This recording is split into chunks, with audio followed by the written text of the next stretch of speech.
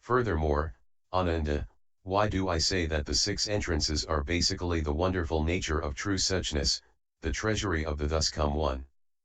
Ananda, although the eye's staring causes fatigue, both the eye and the fatigue originate in bodhi. The attributes of the fatigue come from the staring. 3p16 Because of the two false defiling attributes of light and dark, a sense of seeing is stimulated which in turn draws in those two defiling attributes. That is called the ability to see. Apart from these two defiling attributes of light and dark, this seeing is ultimately without substance. In fact, Ananda, you should know that seeing does not originate from light or dark, nor from the sense organ, nor from emptiness. Why not? If it originated from light, then it would be extinguished when there was darkness, and you would not see darkness. If it came from darkness, then it would be extinguished when there was light, and you would not see light.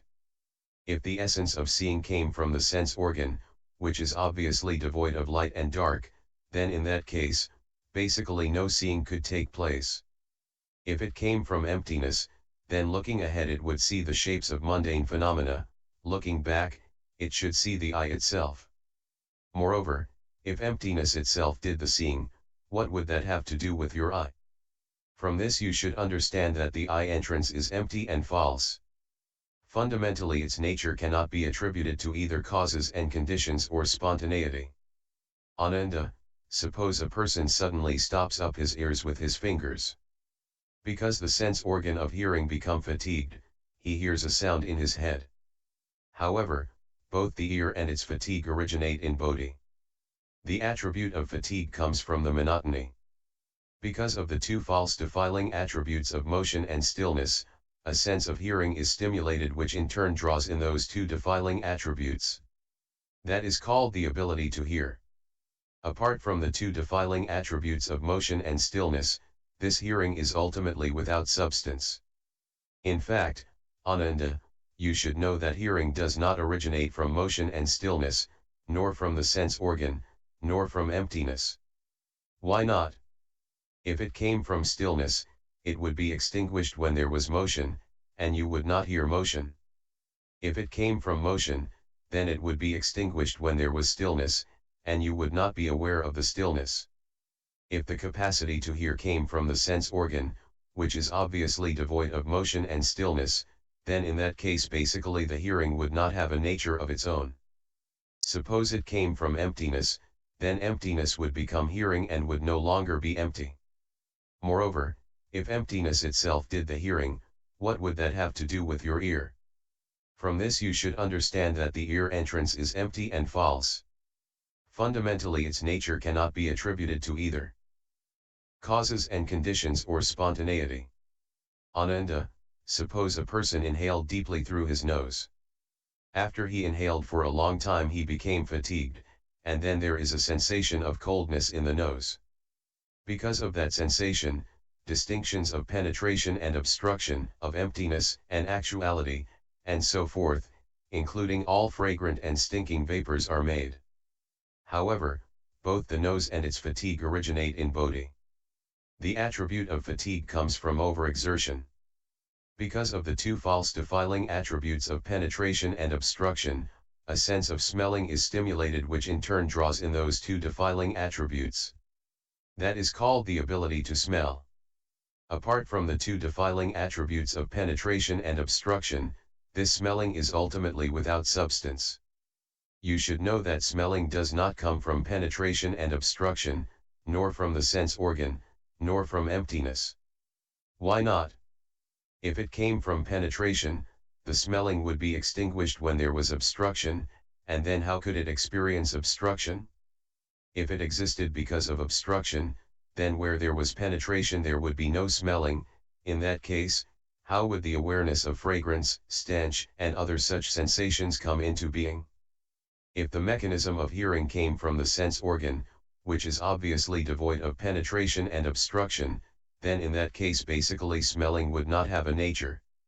If it came from emptiness then smelling itself should be able to turn around and smell your own nose. Moreover, if emptiness itself did the smelling, what would that have to do with your ability to smell? From this you should understand that the nose entrance is empty and false. Fundamentally its nature cannot be attributed to either causes and conditions or spontaneity. Ananda, suppose a person licks his lips with his tongue. His excessive licking causes fatigue. If the person is sick, he will taste a bitter flavor, a person who is not sick will taste a subtle sweetness. Sweetness and bitterness demonstrate the tongue's sense of taste. When the organ is inactive, a sense of tastelessness prevails. However, both the tongue and the fatigue originate in bodhi. The attributes of fatigue come from prolonged licking. Because the two false defiling attributes of sweetness and bitterness and of tastelessness, a sense of hearing is stimulated which in turn draws in those two defiling attributes. That is called the ability to taste. Apart from the two defiling attributes of sweetness and bitterness and apart from tastelessness, the sense of taste is originally without substance. In fact, Ananda, you should know that the perception of sweetness, bitterness, or tastelessness does not originate from sweetness or bitterness, nor from tastelessness, nor from the sense organ, nor from emptiness. Why not? If it came from sweetness or bitterness, it would cease to exist when tastelessness was experienced, so how could it recognize tastelessness? If it arose from tastelessness, it would vanish when the flavor of sweetness was tasted, so how could it perceive the two flavors of sweet and bitter? If it came from the tongue which is obviously devoid of sweetness, bitterness, and tastelessness, then in that case taste would not have a nature. If it came from emptiness, then the sense of taste should be experienced by emptiness instead of by the mouth. Moreover, if emptiness itself did the tasting, what would that have to do with your tongue? From this you should understand that the tongue entrance is empty and false. Fundamentally its nature cannot be attributed to either causes and conditions or spontaneity. Ananda, suppose a person were to touch his warm hand with his cold hand. If the cold were greater than the warm hand would become cold, if the warm were greater than the cold hand would become warm. That sensation of warmth and cold is felt through the contact and separation of the two hands. Fatiguing contact results in the mingling of warmth and cold. However, both the body and the fatigue originate in bodhi. The attribute of fatigue comes from protracted contact. Because of the two false defiling attributes of separation and union, a physical awareness is stimulated which in turn draws in those two defiling attributes. That is called the awareness of physical sensation. Apart from the two sets of defiling attributes of separation and union, and pleasure and pain, the awareness of sensation is originally without a substance. In fact, Ananda, you should know that the sensation does not come from separation and union, nor does it exist because of pleasure and pain, nor does it arise from the sense organ, nor is it produced from emptiness. Why not? If it arose when there was union, it would disappear when there was separation, so how could it sense the separation? The two characteristics of pleasure and pain would be the same way. If it came from the sense organ, which is obviously devoid of the four characteristics of union, separation, pleasure, and pain, then in that case basically no awareness of physical sensation could take place. If it came from emptiness, then the awareness of sensations would be experienced by emptiness itself. What would that have to do with your body? From this you should understand that the body entrance is empty and false. Fundamentally its nature cannot be attributed to either causes and conditions or spontaneity. Ananda, suppose a person becomes so fatigued that he goes to sleep. Having slept soundly, he awakens and tries to recollect what he experienced while asleep. He recalls some things and forgets others. Thus, his upside-downness goes through production, dwelling, change, and extinction, which are taken in and processed through the mind's central system habitually, each following the next without ever being overtaken. That is called the ability to know. The mind and its fatigue are both bodhi. The attributes of fatigue come from persistent thinking. The two defiling attributes of arising and ending stimulate a sense of knowing which in turn grasps these inner sense data, reversing the flow of seeing and hearing. The place beyond the reach of this flow is known as the faculty of intellect. Apart from the two sets of defiling attributes of waking and sleeping and of arising and ceasing, the faculty of intellect is originally without substance.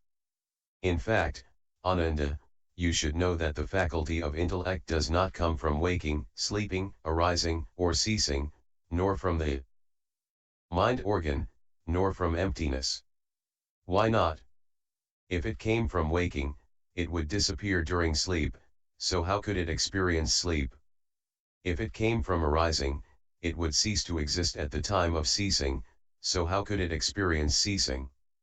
If it came from ceasing, it would disappear at the time of arising, so how could it experience arising? If mental awareness came from the faculty of the intellect, it would be no more than the physical opening and closing caused by the waking and sleep states respectively. Apart from these two movements, the faculty of intellect would be as insubstantial as flowers in space, and in that case basically no cognition could exist. If mental awareness came from emptiness, then emptiness itself should become cognition. What would that have to do with the mind entrance? From this you should understand that the mind entrance is empty and false. Fundamentally its nature cannot be attributed to either causes and conditions or spontaneity. Moreover, Ananda, why do I say that the 12 places are basically the wonderful nature of true suchness, the treasury of the thus come one? Ananda, look again at the trees in the Jita grove and the river and pools. What do you think? Do these things come into being because the forms arise and thus the eyes see them, or because the eyes produce the attributes of form?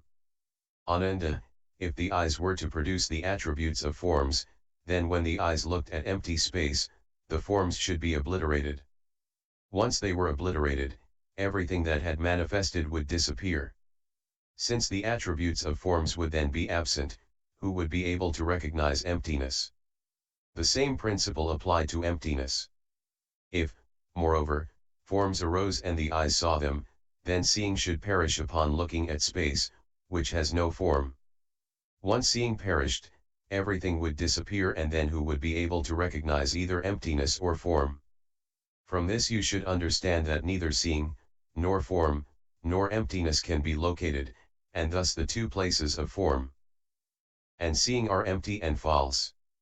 Fundamentally their natures cannot be attributed to either causes and conditions or spontaneity.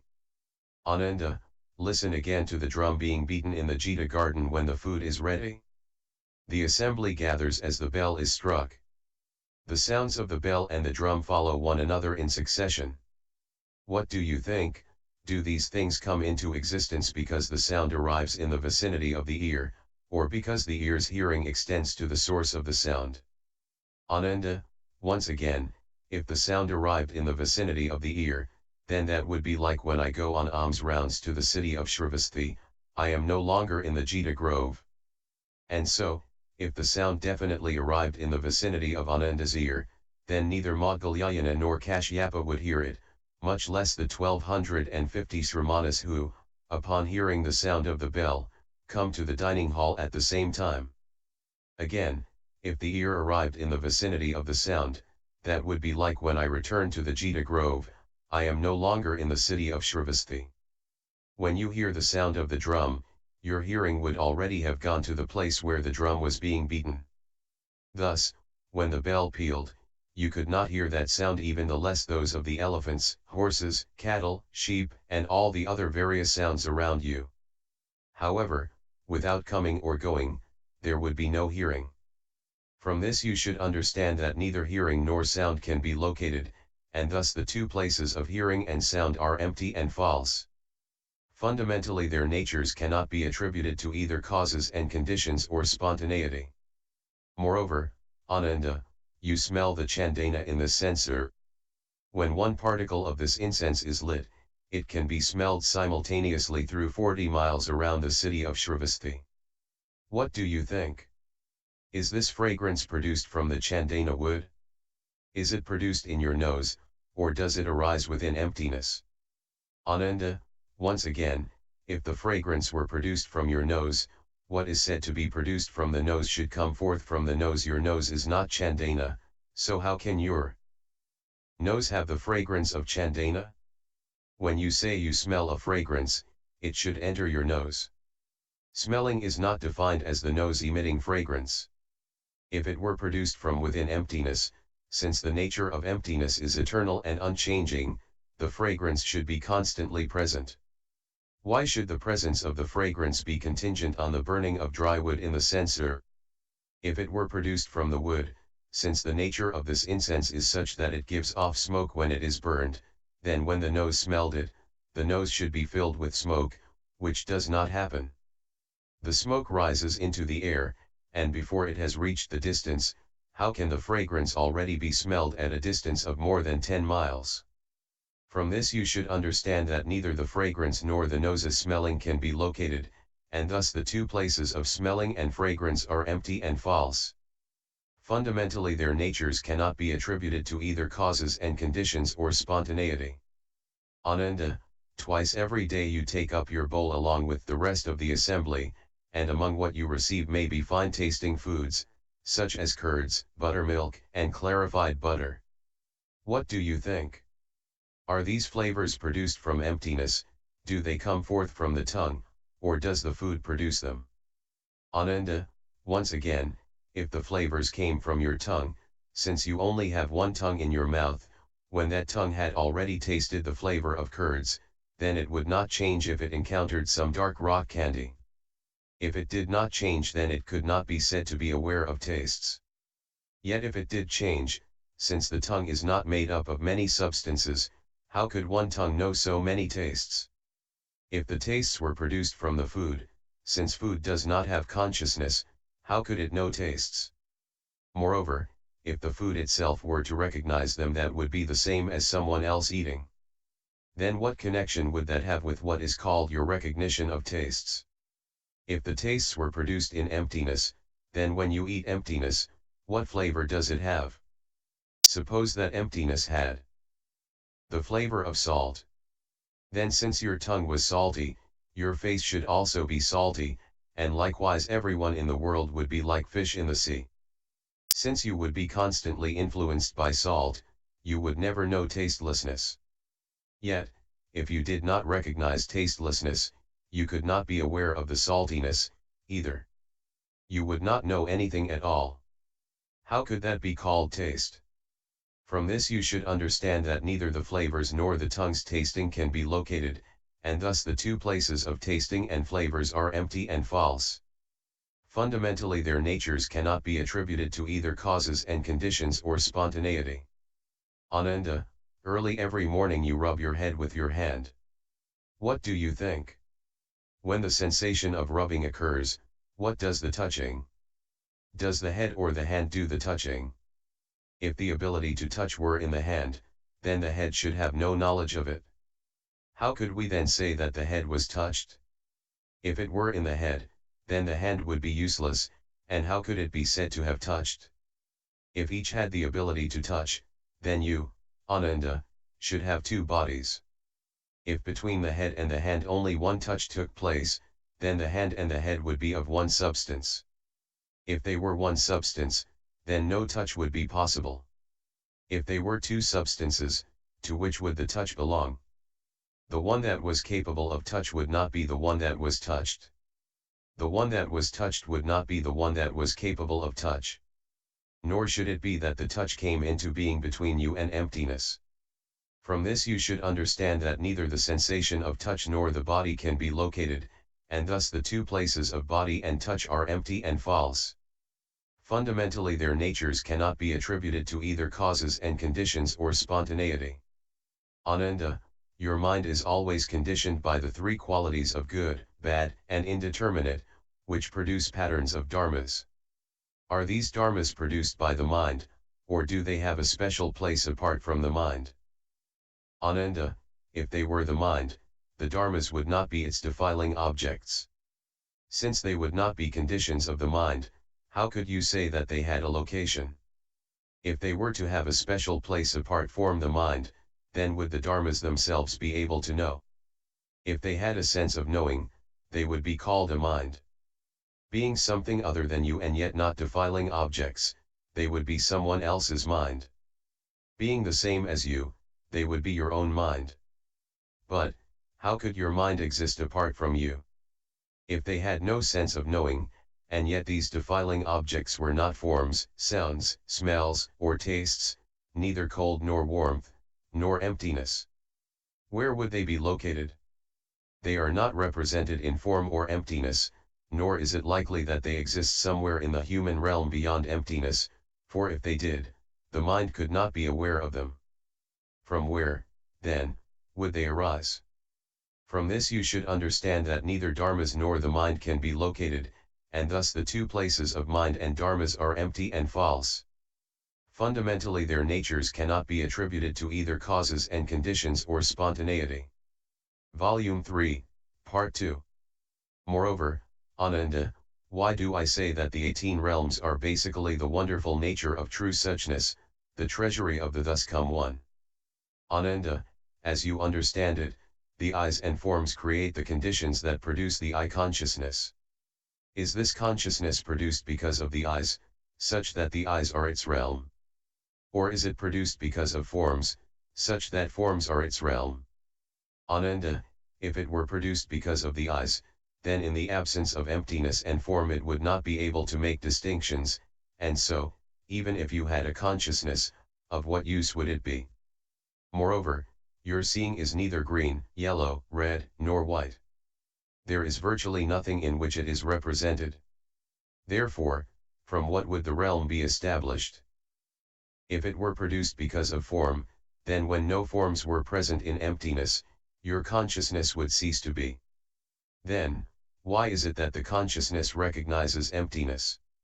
If a form changes, you are also conscious of the form's changing appearance, but your eye consciousness does not change. Where is the boundary established? If the eye consciousness did change when form changed, then such a realm would have no attributes. If it did not change, it would be constant, and given that it was produced from form, it should have no conscious knowledge of where emptiness was. If they were combined, then there would be a crack in between. If they were separate, then half of your eye consciousness would possess awareness and half of it would lack awareness. With such chaotic and disordered substances and natures, how could they comprise a realm? From this you should understand that as to the eyes and form being the conditions that produce the realm of eye consciousness, none of the three places exists. Fundamentally the natures of the eyes, forms, and the form realm, these three, cannot be attributed to either causes and conditions or spontaneity. Moreover, Ananda, as you understand it, the ear and sound create the conditions that produce the ear consciousness.